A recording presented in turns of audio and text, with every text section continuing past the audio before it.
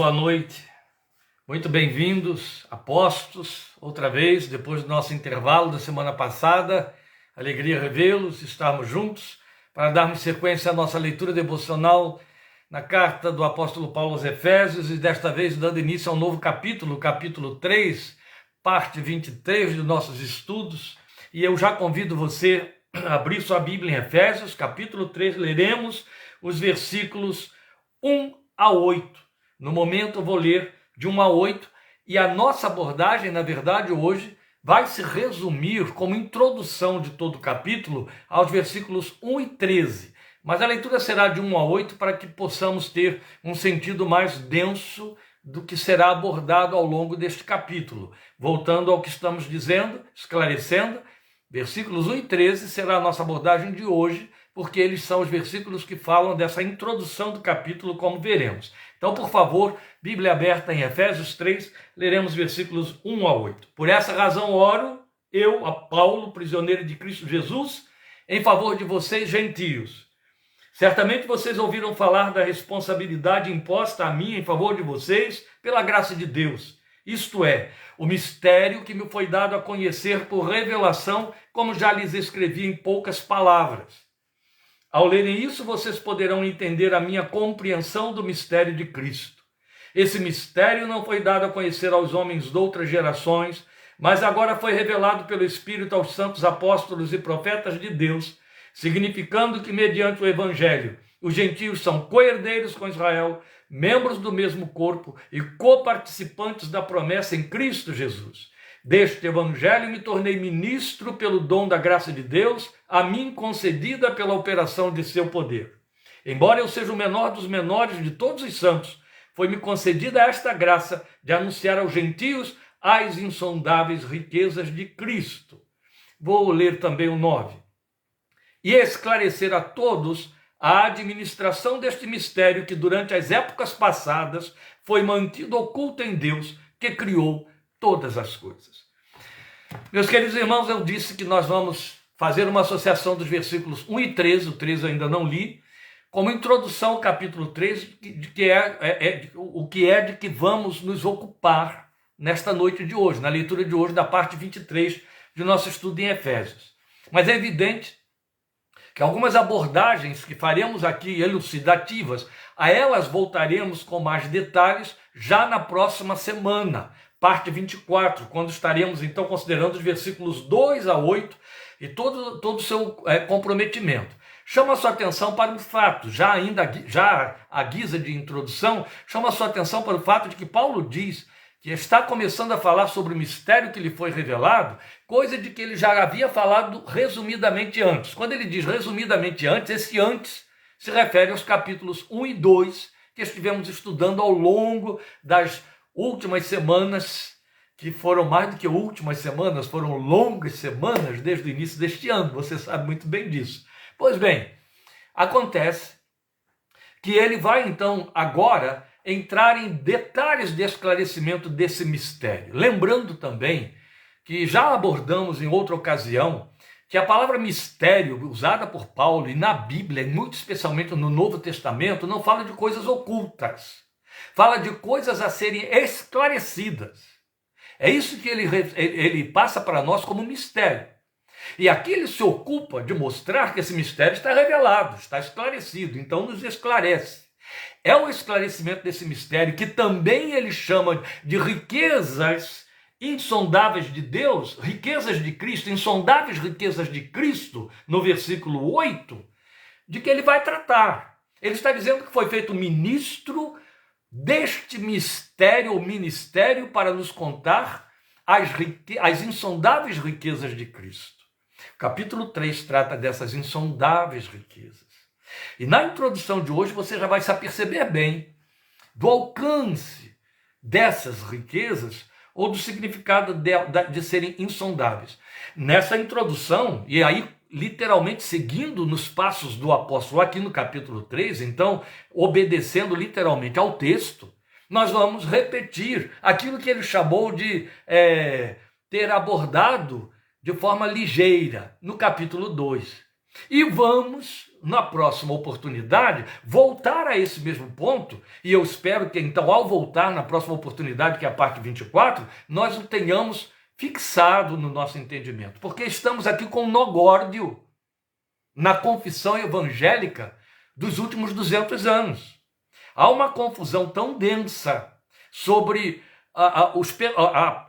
os atores do plano de Deus, e aqui por atores do plano de Deus eu me refiro à igreja gentílica e ao povo de Israel, e mais especialmente esses atores como povo de Israel. Há uma confusão tão grande que forma um nó górdio que precisa ser desfeito. Paulo se encarregou de escrever esta carta para desfazer esse nó górdio. A nossa introdução vai mostrar hoje, por exemplo, que desfazer esse nó, ou seja, revelar esse mistério que estava oculto, lhe custou a liberdade.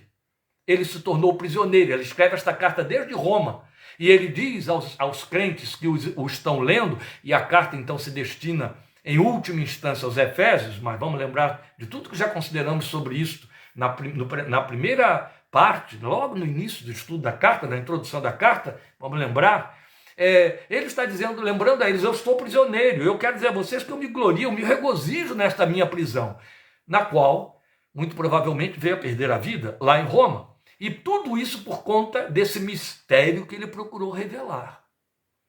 Então estamos falando de coisas muito solenes, muito sagradas. É evidente que nos primórdios da igreja, isso durou 4 séculos. Claro que não ficou só naqueles 4 séculos, mas muito especialmente 4 séculos, muito sangue foi derramado para a pregação do Evangelho e pela pregação do Evangelho de Cristo. Muita perseguição com morte.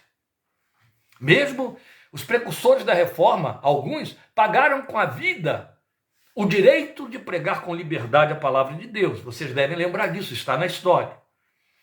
Mas com Paulo aconteceu uma coisa muito diferente.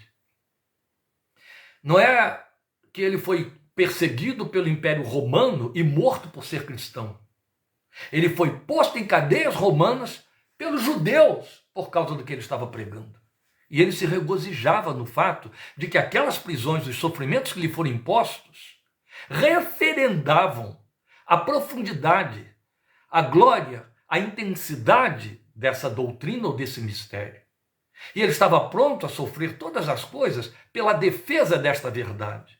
Então, quando eu digo que há um nó górdio aí, e alguns elaboram em erro grave, esse nó górdio precisa ser desfeito, esse nó que ninguém desfaz, precisa ser desfeito, porque custou a vida do servo de Deus, a liberdade do servo de Deus. Estamos falando de coisa, então, muito solene, muito sagrada, muito séria. Bem, eu quero, antes de mais nada, ou em sequência, porque uma vez que eu já avancei aqui, eu quero apresentar um esboço do capítulo 3 aqui para nós. Então, veja, estamos dizendo, eu acho que você já percebeu isso nessa abordagem que eu fiz, que este trecho, ele inicia o mais solene capítulo da carta. Então, o mais solene capítulo da carta de Paulo aos Efésios é este capítulo 3. Estou chamando de mais solene. Então, ele destaca esse versículo 1 em conexão com o 13. Então, vamos voltar à leitura do 1 e passar à leitura do 13. Por essa razão oro eu, Paulo, prisioneiro de Cristo Jesus, em favor de vocês, gentios. Versículo 13. Portanto, peço-lhes, está falando com gentios, peço-lhes que não desanimem por causa das minhas tribulações em seu favor, pois elas são uma glória para vocês. Ou seja, aquilo que está me custando sofrimento, liberdade, é a glória de vocês, é por causa de vocês. Representa o que vocês são. Me custa liberdade, provavelmente a vida, mas exatamente por conta de vocês estarem existindo aí agora. Isso é lindo, não é?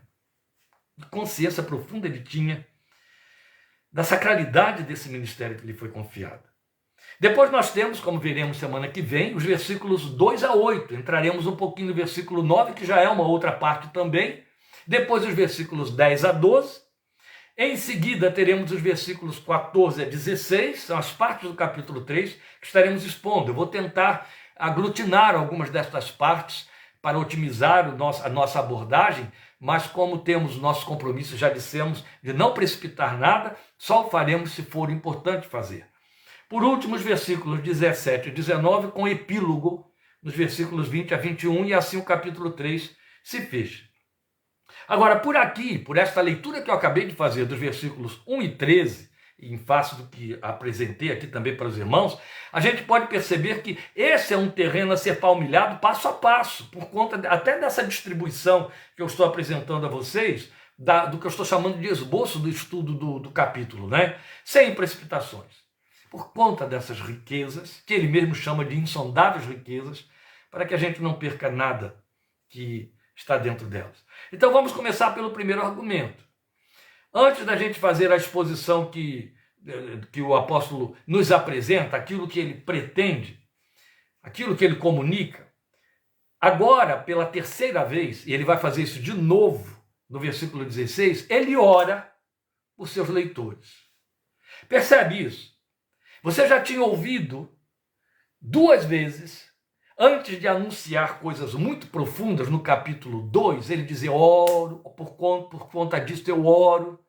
Agora, de novo, para introduzir o que ele vai explicar, ele torna a dizer que ora. É muito interessante, isso salienta o fato de quão significativo e sensível é o assunto que ele vai abordar. Qual é a proposta ou a razão pela qual ele ora pelos seus leitores antes de fazer essa abordagem? Então, de novo, ele chama a atenção dos leitores, dos seus discípulos, que precisa preceder com oração o que ele tem a informar. É claro que é uma atitude essencialmente pastoral de quem sabe que o que tem em mãos é tão profundo, é tão solene, é tão precioso, que não pode ser recebido de qualquer maneira. É preciso que os corações estejam preparados. Lembrem da oração no capítulo 2, oro para que Deus abra os olhos do coração de vocês, para que possam compreender as riquezas da sua esperança e da herança de Deus nos santos. Então ele sabe que não pode ser recebido de qualquer maneira. Isso é um ponto a considerar muito significativo, porque o autor de Hebreus, por exemplo, ele faz um lamento e repreendendo o povo para quem ele está escrevendo, dizendo que aquilo que lhes foi ministrado não lhes serviu de proveito nenhum, porque não foi recebido com fé no coração dos que ouviram. Muito sério isso. Paulo está tendo esse cuidado aqui. Ele está atento ao fato de que a pérola que ele tem na mão precisa ser vista e usada como pérola, e por quem sabe usar pérolas. Para que pérolas servem? Então ele ora para que isso não caia no vácuo, para que não se torne mais uma informação, como uma lição que passa-se batida em 45 minutos de aula de uma escola dominical. Como fui redator de revistas inteiras para a classe de escola dominical, que se ocuparam meses e meses com essas revistas, estou muito à vontade para falar isso, sem estar imprimindo uma crítica aqui, mas é um fato, é um alerta, que nós pegamos coisas muito solenes às vezes e consideramos de forma muito batida, e o resultado é uma ferraza, não é? Sem experimentar aquilo que ele redundantemente chama de riqueza, profundidade do conhecimento de Deus.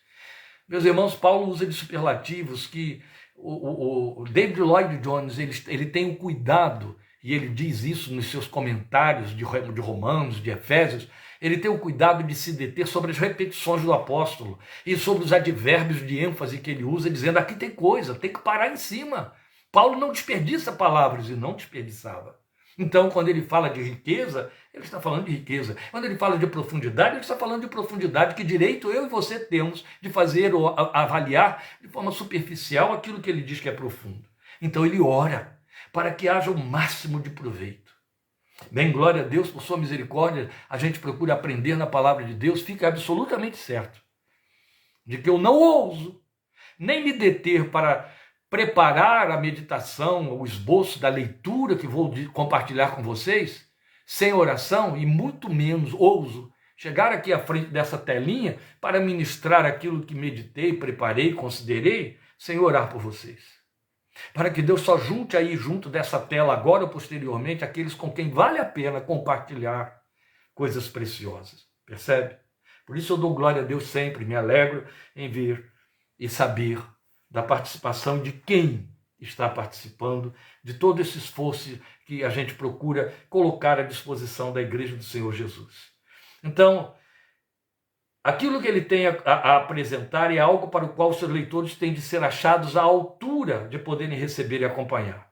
Então o destaque fica por conta dessas ênfases nos versículos 1 e 13, que eu acabei de ler aí, né? Que eu li de forma associada. Então quando ele está escrevendo esta carta, ele está preso em Roma. E ele está falando justamente disso, da razão por que ele foi preso.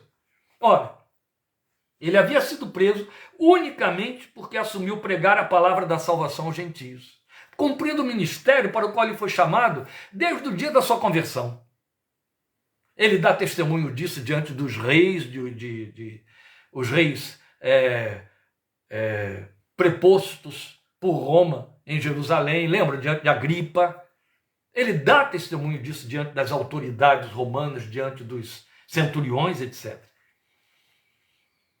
Mas os judeus não puderam tolerar esta mensagem de que os gentios faziam parte do plano da salvação, ou do plano de Deus para a salvação. Simplesmente não toleraram. Nem os judeus tradicionais, aqueles que não aceitaram que Jesus era o Messias, e nem mesmo os judaizantes entre os cristãos, aqueles que, uma vez que tornaram-se cristãos, queriam cumprir a lei e perseguiam os que não estavam de acordo com a lei, conforme eles entendiam. Então, portanto, eles o perseguiram tanto que até conseguiram denunciá-lo às autoridades romanas e o fizeram prisioneiro. Vamos lembrar que foi em Jerusalém, quando ele apresenta a sua defesa, isso está escrito em Atos 22, já vimos isso quando estudamos Atos, que eles o interromperam.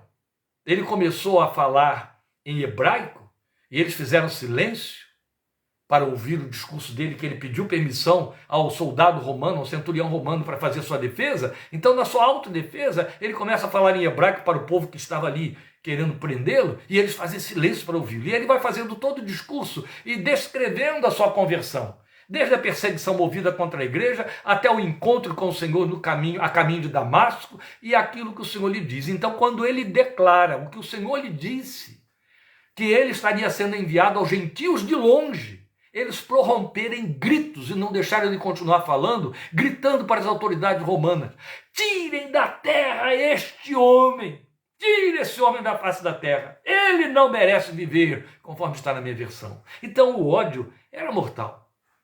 Por quê? Que havia de tão ruim e errado em sua pregação, e por outro lado, porque era tão importante para ele, Paulo, a ponto de perder a sua liberdade e correr tantos riscos de vida. Porque era tão terrível para os judeus, que lhes provocava tanto ódio, e era tão precioso no coração de Paulo, de maneira que ele estava aberto para correr todos os riscos daquela ordem. É o que ele explica no trecho que vai de 2 a 9, que ele chama de esclarecimento do mistério que ficou oculto durante todas as eras e agora havia sido revelado aos santos apóstolos e profetas, dos quais ele se sentiu menor, mas a quem foi dada a revelação de forma completa, como a nenhum outro, nem mesmo aos demais santos apóstolos e profetas. Isso é muito importante considerar. Então, de que ele vai falar aqui para nós? Do grande plano de Deus que havia ficado oculto em mistério, que nenhum profeta recebeu, nenhum judeu podia conceber. E o que era? Em que implicava esse eterno plano de Deus? Que os gentios, o povo que o judeu desprezava, passava a fazer parte do povo de Deus, o novo povo de Deus, juntamente com os judeus e em igualdade de condições e direitos. Era isso que eles não podiam tolerar. Porque eles foram feitos povo em Cristo, numa nova criação. Já abordamos aí, vocês vieram acompanhando isso aí, onde os judeus não contavam mais como judeus. Opa, aí não deu, né? Passavam a ser o quê? Decaídos, ou seja, os judeus foram trazidos ao nível dos gentios. Eles não podiam tolerar isso. Eles se entendiam o povo de Deus, os filhos de Abraão, os herdeiros da promessa, os guardiães dos oráculos e dos profetas e da lei. Como que de repente eles são considerados por Deus decaídos no mesmo nível dos judeus?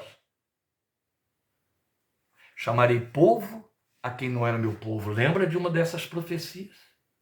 Antiga! 700 anos antes de Jesus encarnar, Deus já estava avisando: chamarei povo a quem não era povo, e lhes porei em ciúmes com um povo de fala estranha. Ou seja, um povo que não fala o seu hebraico, o seu aramaico, um povo de fala estranha. Está aí.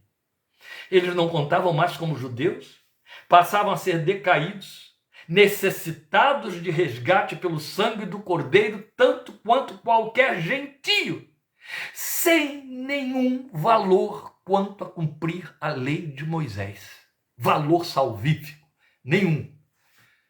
Nunca houve antes e jamais haveria depois. Ficou muito ruim, né? Porque a partir da cruz não haveria mais um povo chamado judeu e um povo chamado gentio, mas um único e mesmo povo, formado por pecadores arrependidos, constituindo um único e mesmo povo pela nova criação em Cristo. É uma ênfase que está sendo repetida e que eu vou ter de continuar repetindo, porque é aqui que a gente vai desfazendo o tal nó górdio, onde tropeça grande parcela dos confessores da fé cristã destes últimos 200 anos. Então, assim, as promessas e os símbolos da velha aliança e da lei que Paulo diz que caducou, palavras dele, elas alcançavam consumação e cumprimento nesta nova raça. Os símbolos e as promessas alcançavam consumação e cumprimento nesta nova raça. Novo povo feito novo homem em Jesus e sua obra. Então o ápice desse mistério agora foi revelado ao apóstolo. Ninguém antes dele o recebeu e compreendeu. O máximo que mesmo os judeus, os judaizantes, mesmo os judeus líderes da igreja como Pedro e os outros conseguiram entender é que a salvação também alcançava os gentios. Veremos isso com mais detalhes semana que vem. Foi o máximo que eles entenderam. O mistério foi todo revelado a Paulo. Não era nada disso. Eles não são um acréscimo. Eles são a continuidade.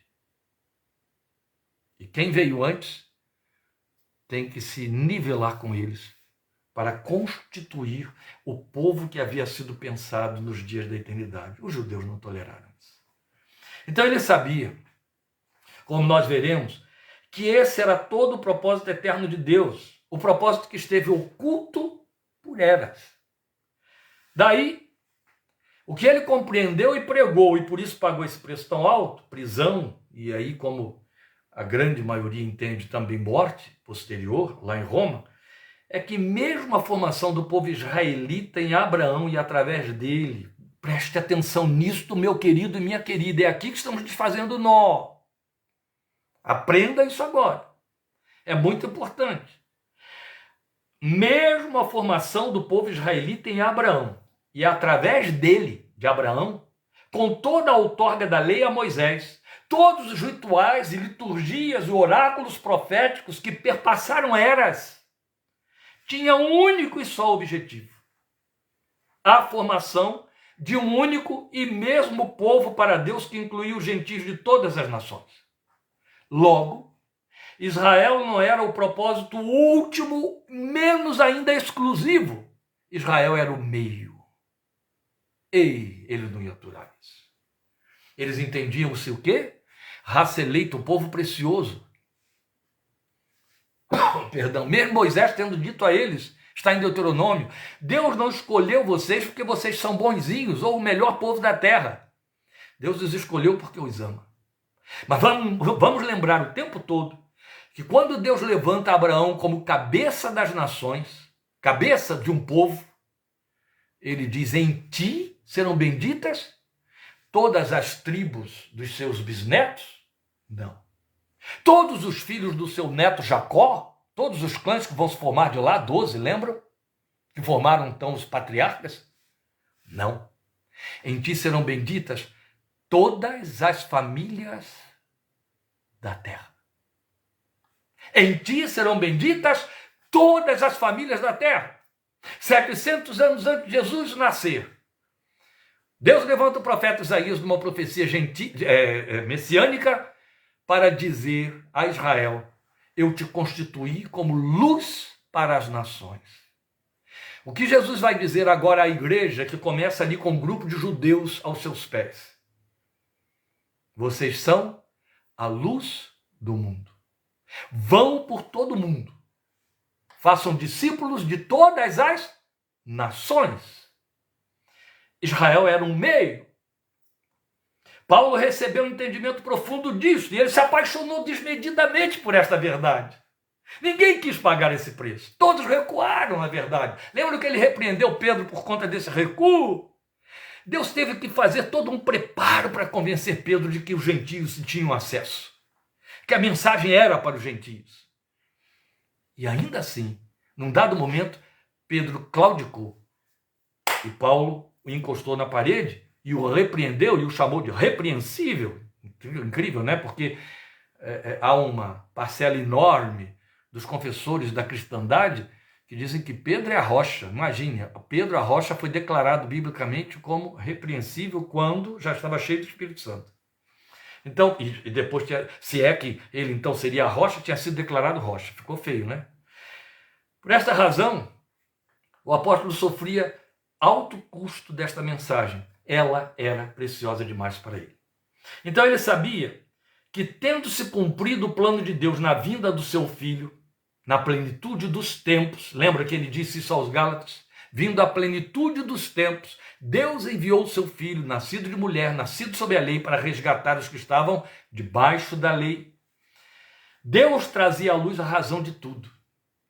A razão de tudo, a razão do plano eterno, a razão da criação do povo de Israel, a razão do estabelecimento dos símbolos proféticos, como o ritual de sacrifício de cordeiros que apontavam a vitimação de um inocente para resgate do pecador, para a limpeza do pecado do pecador, era a igreja.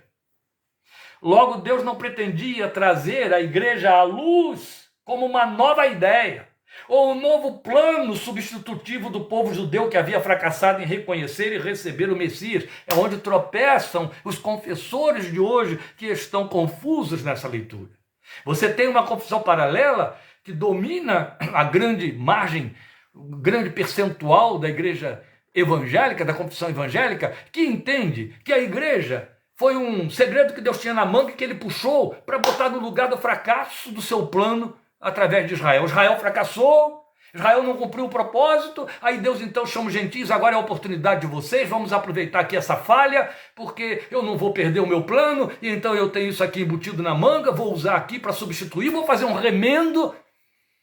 Eu estou sendo muito pesado nessas colocações, fique sabendo que Martin Lloyd Jones é bem mais pesado do que eu nessa abordagem, mas eu estou com essa contundência, chamando a sua atenção para esses fatos. Porque as pessoas, ao pregarem esse tipo de coisa, ao ensinar esse tipo de coisa, estão tropeçando em verdades inegociáveis.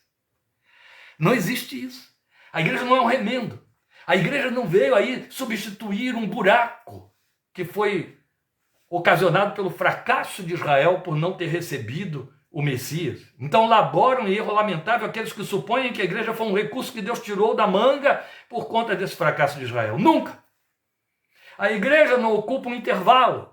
A igreja não ocupa um vácuo no plano divino para preencher uma lacuna por esse fracasso dos filhos de Abraão. A igreja não foi criada como um remendo temporário. Aprenda isso, querido. A igreja sempre foi o propósito eterno de Deus no início de tudo. Entende? Sempre, o tempo todo na sua cabeça estava a igreja. E aí ele criou o povo de Israel através de Abraão, pretendendo a igreja. Foi isso. Israel era apenas meio. A igreja é a consumação desse plano. Era o propósito eterno de Deus no início. Eu trago à luz de novo Efésios 1:4 e 2:10. Lembre, Paulo está escrevendo a gentios. O que ele diz em 1:4? Porque Deus nos escolheu nele antes da criação do mundo para sermos santos e irrepreensíveis em sua presença. Esta linguagem nos é de inclusão. Ele não está dizendo nós judeus. Não.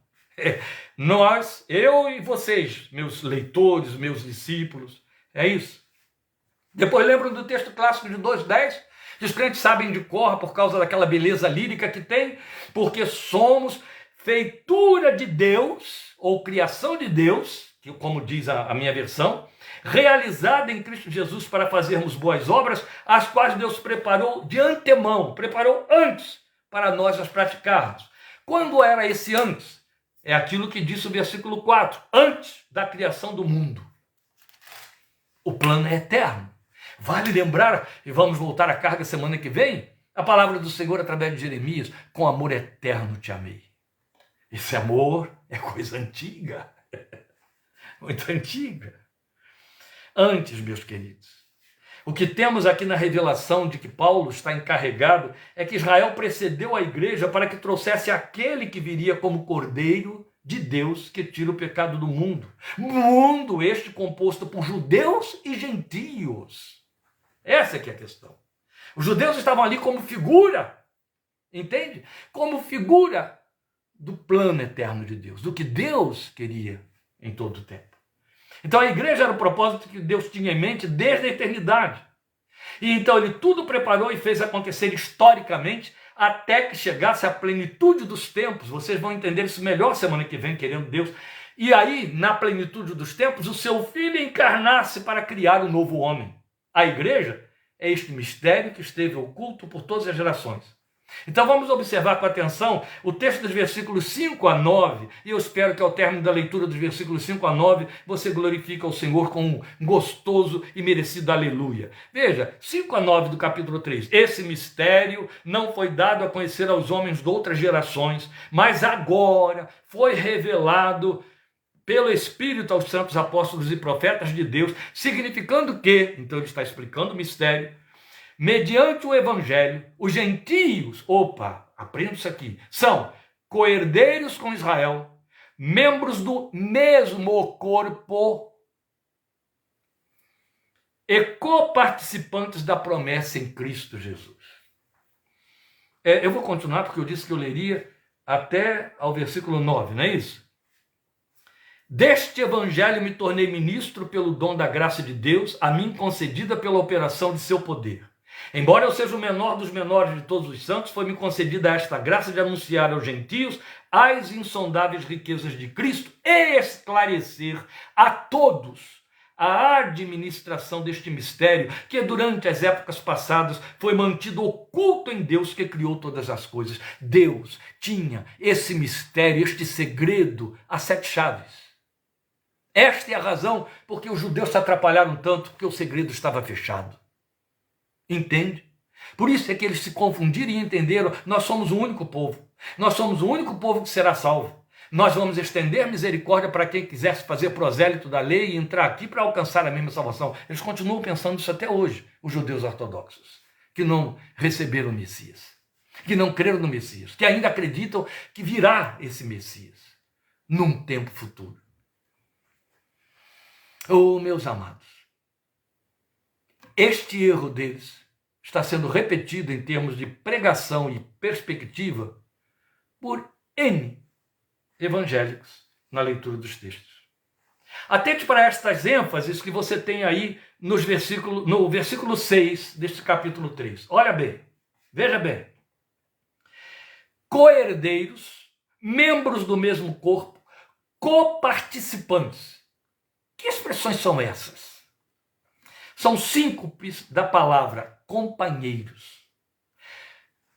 No texto do grego, no texto de que Paulo se serviu para escrever essa revelação para nós, ele usa uma preposição que é uma síncope da palavra companheiros. Então, a tradução melhor disso que ele diz aí seria para nós assim: companheiros na herança, companheiros na participação das promessas, companheiros no mesmo cargo. Lloyd Jones dá bastante ênfase a isso aí. O que ele quer mostrar? Ele está dizendo que estão no mesmo nível, são companheiros, comem o mesmo pão juntos. Estão no mesmo nível de que ele disse, da herança de Israel, no mesmo nível do mesmo corpo que Israel formou e no mesmo nível de participação da promessa em Cristo Jesus. Toda a promessa de Deus. Vale lembrar que companheiro é isso que citamos. Aquele que come o pão junto. Está no mesmo nível, tem os mesmos direitos. Então esse pronome de que ele fez uso fala não de soma, de junção de duas partes diferentes. Fala de simbiose, uma compactação de dois elementos diferentes, do qual então sai um terceiro elemento, que é o produto final disso aí. Entende? É uma simbiose. Então é um novo formato, uma nova, mesma e única estrutura, e não a soma de duas que se sobrepõem ou que se associam. Não é isso. Não é junção, é fusão, formando um só povo. Então, volto a dizer que elaborem erros que pensam, por interpretar versículos isolados, que infelizmente é o que acontece, que a igreja está cobrindo um vácuo de tempo, e que depois desse vácuo, Israel como povo volta ao cenário da história. O plano nunca foi esse. Volte a reexaminar com cuidado essa doutrina exarada no capítulo 2, versículos 14 a 16. Vamos voltar a essa leitura, nós passamos por lá, mas agora ela fica mais clara à luz do que estamos esclarecendo. Veja, 2, do 14 a 16. Pois ele é a nossa paz, o qual de ambos fez um, e não uma soma de dois. O qual de ambos fez um, e destruiu a barreira, o muro de inimizade, anulando em seu corpo a lei dos mandamentos expressa em ordenanças. Está falando da lei de Moisés. O objetivo dele era criar em si mesmo, em Cristo, dos dois, um novo homem. Um novo homem. Dos dois, um novo homem. Fazendo a paz. E reconciliar com Deus os dois em um corpo. Um único corpo. Não pode ser mais claro. Por meio da cruz, pela qual ele destruiu a inimizade. O que ele está mostrando ao dizer, ele destruiu a inimizade, ele tirou a barreira de separação, é que Deus não fez a igreja ser um povo à parte, paralelo, cumprindo um lugar que Israel deixou de cumprir na história, para depois Israel se associar à igreja. Não, isso aconteceu na cruz, no plano de Deus, virou um povo só, Israel fundiu-se à igreja, a igreja dá sequência a Israel como gentios e judeus, porque todos se tornaram aqueles que pecaram e destituídos estão da glória de Deus. Paulo vai dizer em Romanos 9, 10 e 11 que Deus então colocou todos debaixo da desobediência para exercer misericórdia igual sobre todos, tirou os direitos e privilégios e vantagens de judeus e elevou os gentios a esses direitos, vantagens e privilégios para que os dois ficassem igualados aos seus olhos. De maneira que o apóstolo trabalha com muita ênfase para dizer que não adianta guardar a lei e tropeçar num só ponto porque perde todos os outros. Pela lei nenhuma carne será justificada. Ele anula tudo isso para mostrar que não é mais por obras, é pela graça.